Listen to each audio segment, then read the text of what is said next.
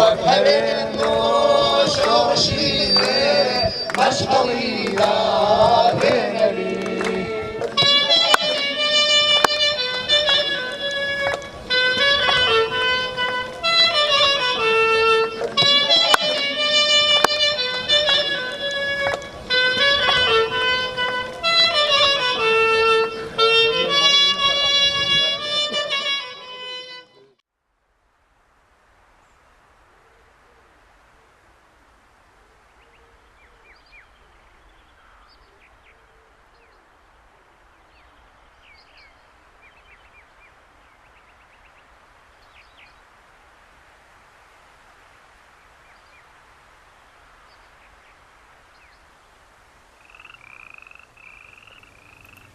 دەریاچەی زرێبار لە 3 کیلومتری شار مەریوانە نزیک مەرز باشماخە. ئەم دەریاچەیە یەکێک لە شوێنە گەشتیاری خۆشەکانی کوردستانە. زیاتر لە 270 جۆر باڵندەی کۆچەری و خۆجێیی تایە.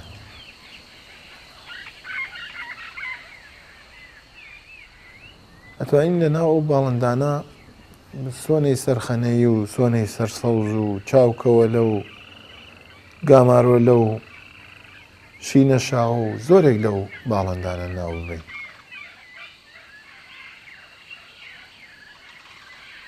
زرێبار جاران پڕی بوو لە سەگا و ڕێوی سوور و بەراز و پشیلەی کێوی و زۆرێک لە واژەڵانێ، بەڵام ڕاوچیەکان کەوتنە قەڕکردنیان.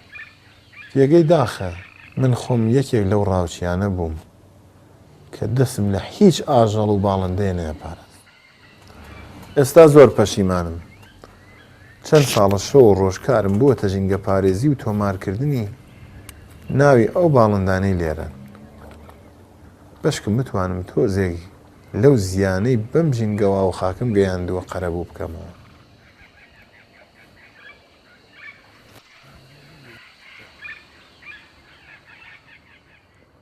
کاجەلال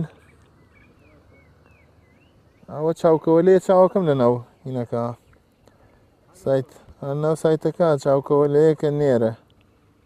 هذا كوا دقيق لكوا ئەرێ عکسی لێگراوەتە.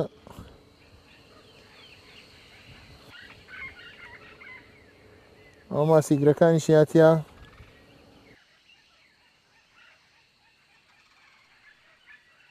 ها بيني هذا بيني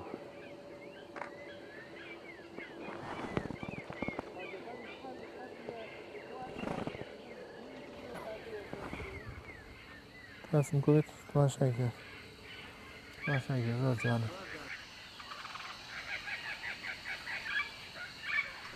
بڕۆ بەرە بەشکێ عکسێکی لێ بگری، چون گونەیەکی زۆر با ئەرزشە بۆ زرێبار. بێسەرەوە با پەلەوەرەکان هەڵفڕن نەویژە ڕوات. بێسەرەوە هێواش بڕۆ بەشکێ نزیکی کەوی عکسێکی لێ بگری.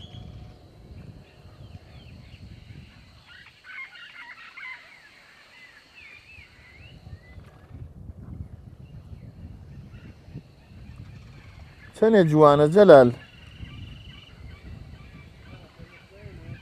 99%. بەشکە عکسە جوانی لێ بگری. ئەو هەر خوار ئەوانەوە تۆسێ خوارەوانە 2 میتر بێ بەرترەوە حازەکانی شا لەوێ. ئەو من تەلسکۆپەکە ها بەسەر هینەکەەوەی تر گومی ناکەم، وردە بڕۆ بۆی شتێ ڕەشە بینم نازانم. بینی تۆ ئەو دوو داینسیانی یاتیا بەلوسیاتیا کوڕەکە ئەساسەکەم سەگاوە بەخۆ بەحاڵ دقیقەوە ماسیگرەکانەوە وای ئەساسەکەم سەگاوە. باچی نەبەرەوە عکسی لێگرین بزانینە بەشکێ نەڕوە. کەسم گوت تماشا کرد.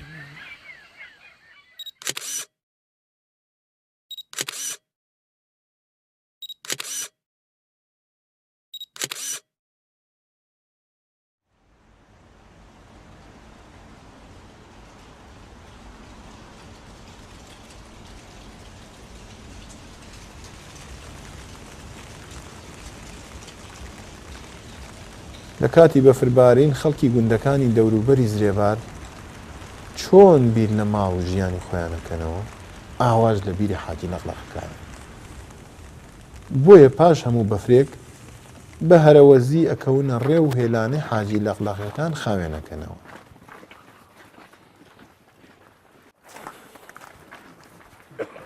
و لەقلەقەکان ئیمساڵ تۆزێ زوو گەڕانەوە لەقلەقەکان با هێلانەکانیان پاکۆکەینەوە زوو نەکەون بە عەرزا بەخوا فرەیەخە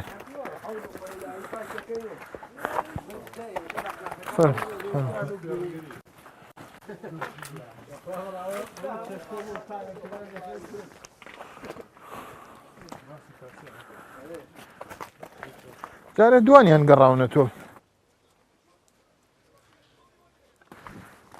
وەرزە بدە اینیان گەین پاکیان بکەینەوە.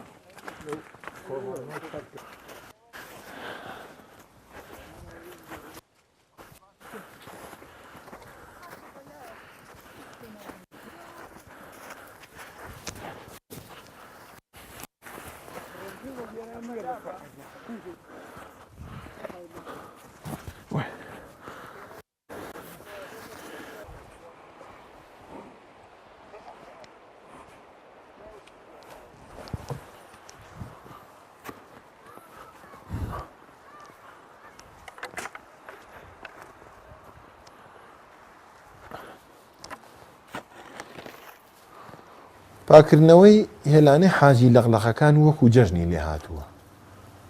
تەنانەت پیاوە بە تەمەنەکان پێش گەنجەکانەکەون.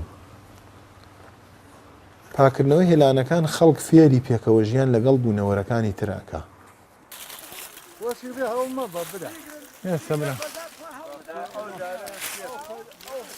ناشکێتەوەش بێ وەلێ زۆر هەر ئالێویشا بێسی دەستی پێگرە ئەمە پێڵەکەم بەرێتەوە لە دواو دەستی پێگرێ وەلێەوەش بێ ناشکێ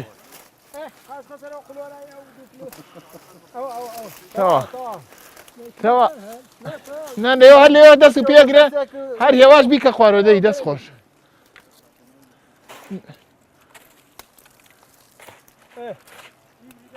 لێ بە هەردوو دەست ئەمە وگرێ دەی لە دواوە بیکە خوارەوە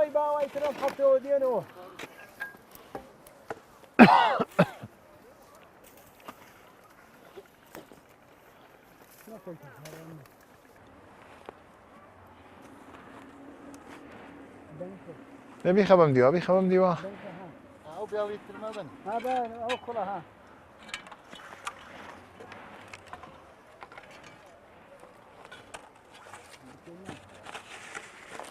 ناقة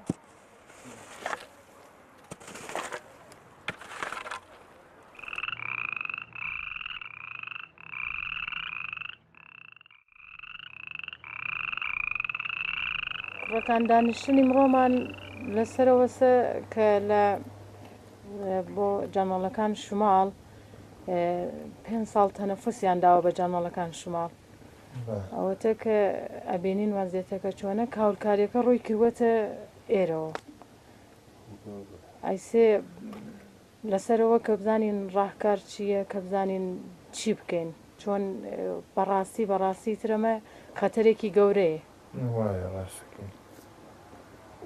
چی کردن ئێوەڵم لە کۆ دەست پێکەن چی بکەین دەستپێکی چی بێت وڵای ئیسە خۆگە تەنیاوە بووە ئەو دەرڕێنە بووە کە بۆ تەئەمینی مەوادی کارخانەکان بێ کارەکەمان ئاسان بوو بە هەرحاڵ نهایەتەن ڕێگەکانمان نەگرت و نەمان هێش ماشین بڕە بەڵام تەنیاوە نییە دەوەندەری هێنانمان هەیە کە بە زۆری خەڵک خەریکە و هیچ قانونێکی ژنیە کە بەری پێ بگرێ یەکێک لە تەهدیدە جدیەکان بەڕاستیەوەتە یەکێ تریشکە هەیە مەسەلەیەکی تر مەسەلەی خەڵووسکردنە کە بە زۆری خەریکە خەڵووز دەکرێت و تەنانەت خەریکن لێشی سادرەکەن ئەوەتە بین لە دارسانەکانی بەتایبەت دۆر هەنجیران و گاگلووانە ئیتر بەتاوەتی یەکسەر پاکیان کردوێتەوە دارسانە گشتیشی بۆ خەڵوزەوێ یعنی وەکو منبع دەرامەد وەکو منبع دەرامەد بیانوی منبع دەرامەدە بەڵام خۆ ئەگەر خەڵک بە دوای منبع دەرامەدەوە بێت دەرامەد تریش هەیە تۆ لە ڕێگەی ڕەحەتریش و سادەتریش وەتوانین کەسبی دەرامەد بکەی لە حاڵەکە تۆ لە خەڵوزکردنە چەندێک دەریێنی لەوانەیە ئەو نەسەرفی نەخۆشیەکە بکەیت تۆ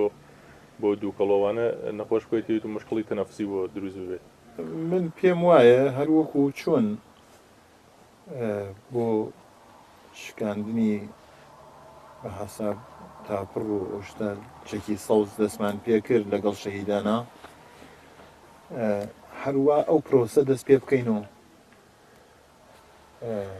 بین وەکو چۆن پیشنهادیان هاو ئاوایی سەردۆژبین تەورەکان بشکێنین و ئەو شتانە بین ئەو حرەکەتە بکەین و دوایەوە بڕۆینە ناو دێهاتەکان و لەگەڵ مامەسا ئاینیەکان قسە بکەین کەوا ئەو خەڵکە بۆیان ڕۆشن بکەینەوە کە چ مەترسیە ڕووی کروتە دارستانەکان و ڕووی کروتە ژینگەمان تا بتوانین لەگەڵیان مقابڵە بکەین.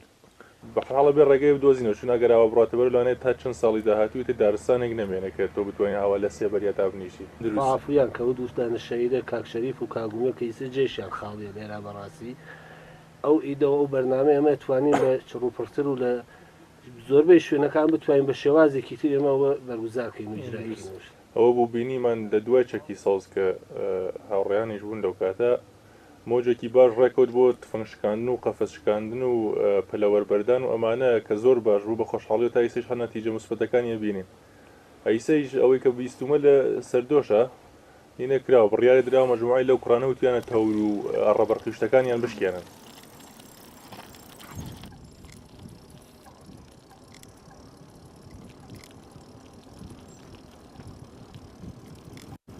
ئەمڕۆ ڕۆژێکی زۆر خۆشە چەند کەس کە پێشتر لە دەوروبەری زرێبار داریان بڕیوەتەوە پەشیمان و ئەیانەوێت تەورەکانیان بشکێنن.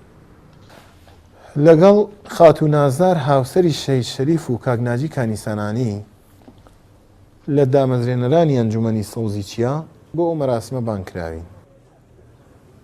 مەراسمی تۆرشکان بووە بە نەریتێکی ساڵانە. ئەم مەراسمە بیرۆکەی شەید شەریف باجووەر بوو. یەکەم مەراسم بە ساڵی 2013 گەڕێتەوە کە ڕاوچیەک تاپڕەکەی خۆی شکاند و ئەوە شۆڕشێکی فەرهەنگی ژینگە پارێزی لە ئێران و کوردستان بەرپا کرد. ئێمە عشق بە زرێبار و دار بەڕوو و سروشتی کوردستان لەو شەهیدانەوە فێر بووین. ئەوان زۆر دوژمنی ژینگەیان کردە دۆستی ئێمە و خاکە زۆر تەور و تفەنگیان بێدان کرد.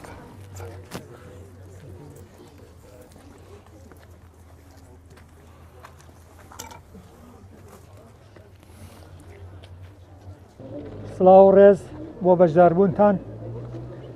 ئەم حرەکەتانە بڕیار تازەکردنەوە و پەیمان تازەکردنەوەی لەگەل تێکۆشەرانی ژینگە کە هاوینی ڕابردوو لە دارستانە بەهۆی پاراستنی ژینگە و دارستانەوە ئەو کارەساتیانە بۆ پێشهاو ئاواتیان بوو کە دارستان بپارێزیە. خۆشبەختانە خەڵکی بە ئەمەگی ناوچەکەش بە پیری ئەو بانگەوازەوە هاتوون ئەیانەوێ ئاواتەکانی ئەو شەهیدانە بەدی بێنن.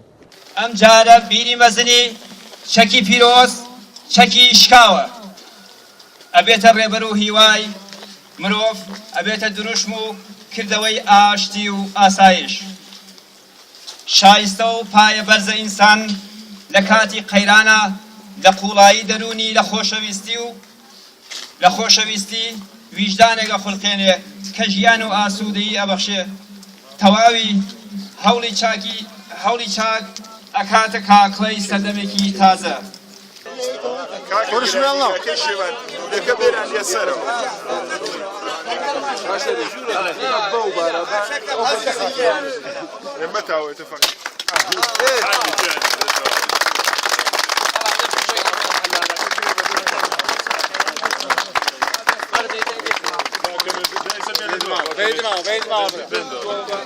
علي بدو بقى في المشدية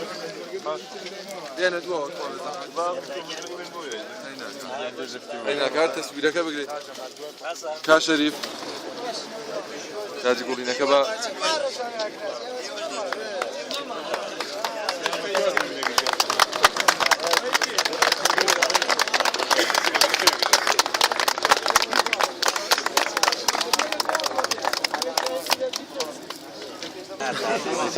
توبان بشكل بدس ئەمای تر لە تاریخا سەبتە بێت ناوی دەرەکێ ناوی کاگە ئەحمەو و ئەم حرەکەتە لە تاریخا سەبتە بێت چون تا هیچ کاری وانە کراوە ئەوڵین کەسێکە ئەوڵین شخصێکە خۆی لە دەرین خۆی بڕیایی داوام کارەکە ئەم تاپرە هەتا ئەمێنێتەوە لە موزەی مێژووە لە موزەی تاریخا ئەمێنێتەوە ناوی چەکی سەوزە چەکی سەوز چەکی پیرۆز چەکی شکاوە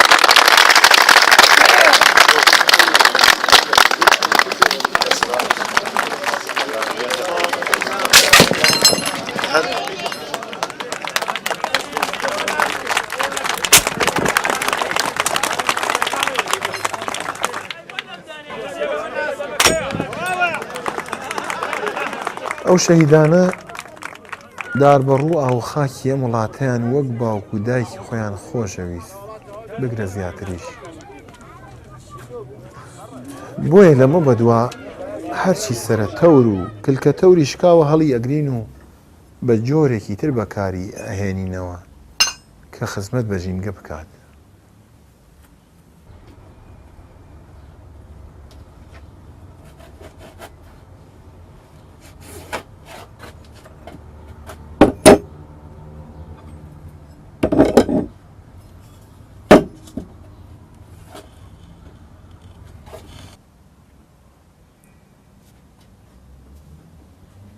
ئەو تەورۆشکاوانە کەرەسەی باشن بۆ مامۆستا عوسمان نیکمەنش کە زیاتر لە 50 ساڵە پەیکەر لە دار و چێوی وشک دروستەکە دۆستی ژینگەی و چڵێ داری نەشکاندوێتەوە.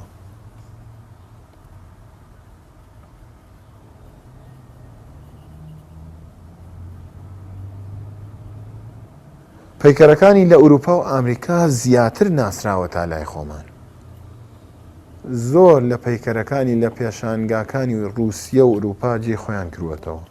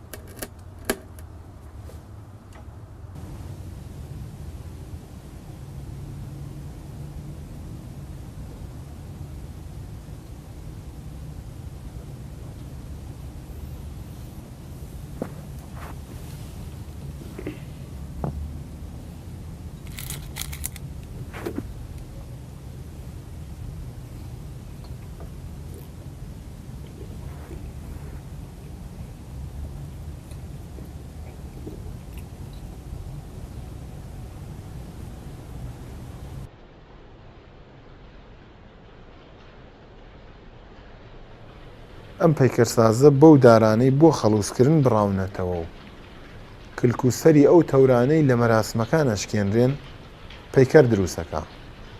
بەڵام پەیکەری ئەم جارەیان جیاوازترە لە پەیکەرەکانی جارانی. ئەم پەیکەرەی ئەم جارەیان بۆ ڕۆحی شەهیدانی ژینگەی کوردستان شەهید شەریف باجوەر و شەهید ئومێد کۆنەپۆشی کە لە کاتی کوژانەوەی ئاگری دارستانەکانی سەڵاسی لە نێوان باشوور و ڕۆژهەڵاتی کوردستان وەک خۆیان زووتر بەڵێنیاندا بوو کە لە پێناوی دارستانەکانی کوردستانە گیانیشیان بدەن بەو بەڵێنەوە وەفایان کرد و لە هاوینی 2018 لەگەڵ جەستەی داربەڕوەکان بوونە قەقنەس. ئەم پێکەرە تەقدیمەکەم بە شەهیدی ژینگە بە هیوام هەموو کەسێ لە هەتوا و دنیا وەکو ئەم شەهیدە بن و بتوانن ژینگە بپارێزین. ئێمە وەکو هاوڕێیانی ئەم شەهیدانە جارێکی تر پەیمان تازەیەکەینەوە کە درێژەدەری ڕێگای ئەم خۆشەویستانە بین. هەروەکو پەلەوەرەکان متعلق بە هیچ وڵات و جغرافیایەکی خاص نین، ئەم شەهیدانیشە متعلق بە بنەماڵەیەک یا میلەتێکی خاص نین. ئەمانە بۆ هەمیشە لە دنیای لە ئاسمانی پرشنگداری ژینگە پارێزیە ئەمێننەوە بە شانازی. ئێمەیش هیوادارین بتوانین ڕێگای ئەمان درێژە پێبین و باشتر لە جاران خزمەتی نیشتمان و ژینگەکەمان بکەین.